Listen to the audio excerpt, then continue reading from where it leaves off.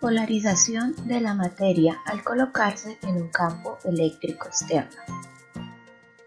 En este video vamos a estudiar el concepto de polarización de la materia al colocarse en un campo eléctrico externo.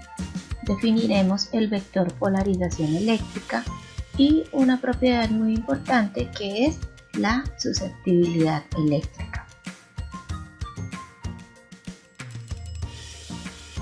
Para empezar a entender el concepto de polarización de la materia al colocarse en un campo eléctrico externo, primero vamos a ver una visión atómica de lo que es un dieléctrico.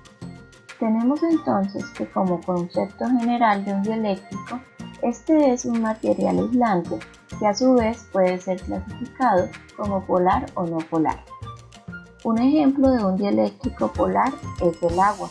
En una molécula de agua tenemos que existen dos átomos de hidrógeno, cada uno de ellos se encuentra hacia un lado del átomo de oxígeno, creando así un momento dipolar eléctrico permanente P. Recordemos que el vector momento dipolar siempre va desde la carga negativa hacia la carga positiva. Por otro lado, cuando hablamos de una molécula no polar, podemos nombrar como ejemplo de este caso la molécula de nitrógeno. Tenemos que la molécula al entrar en una región de campo eléctrico externo trata de deformarse separando las cargas positivas y negativas y de esta forma generando un momento dipolar que llamamos momento dipolar inducido, ya que al retirar del campo eléctrico externo, este momento dipolar inducido desaparece. La polarización inducida es un efecto que predomina en la mayor parte de los materiales usados como dieléctricos en los capacitores. Entonces, se afirma que las moléculas están polarizadas cuando hay una separación entre la posición promedio de las cargas negativas y la posición promedio de las cargas positivas en la molécula. De ahí que, como vimos en el ejemplo de la molécula de agua, esta posee un momento dipolar permanente y por eso recibe el nombre de molécula polar, mientras que las moléculas que no poseen un momento dipolar permanente se llaman moléculas no polares. En conclusión, decir que un material es polar o no polar es ver cómo existe una redistribución de cargas. En otras palabras, observamos una polarización.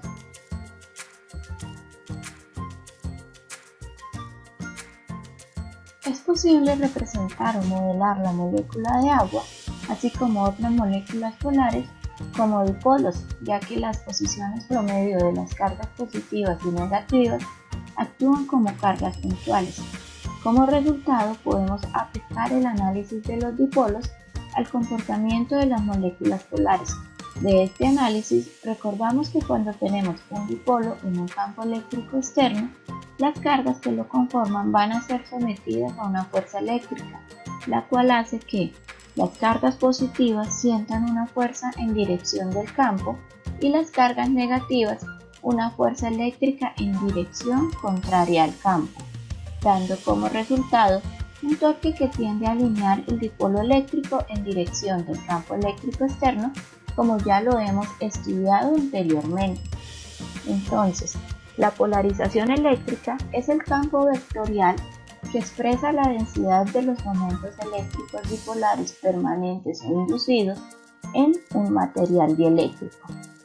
Esto se representa vectorialmente mediante un vector P, que se relaciona directamente con el campo eléctrico mediante la siguiente expresión: P igual a epsilon sub 0 por chi sub e por el campo eléctrico, en donde epsilon sub 0 representa la permitividad en el vacío y chi sub e es la susceptibilidad eléctrica, que es una magnitud adimensional y nos indica la forma como se comporta una sustancia al ser introducida en una región en la que existe un campo eléctrico, y es un valor propio para cada sustancia.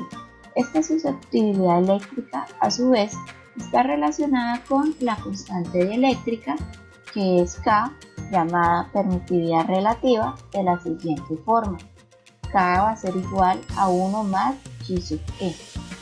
Tenemos que en el vacío Chi sub E vale 0, por lo que K sería igual a 1, que es el valor de la constante dieléctrica en el vacío.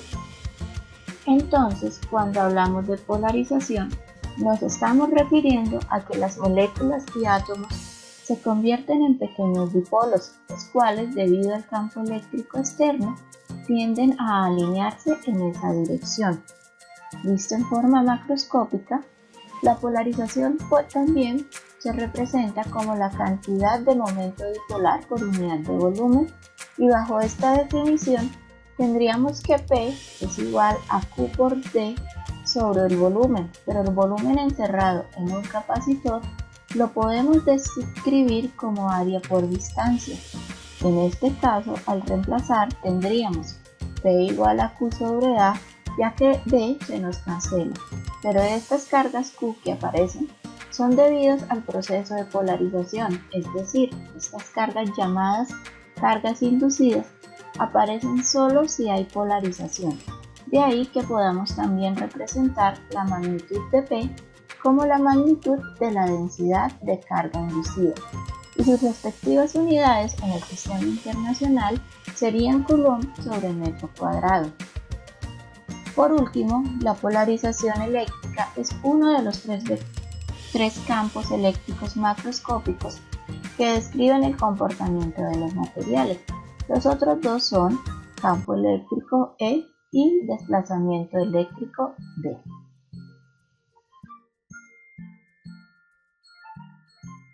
Finalmente, ¿qué aprendimos hoy?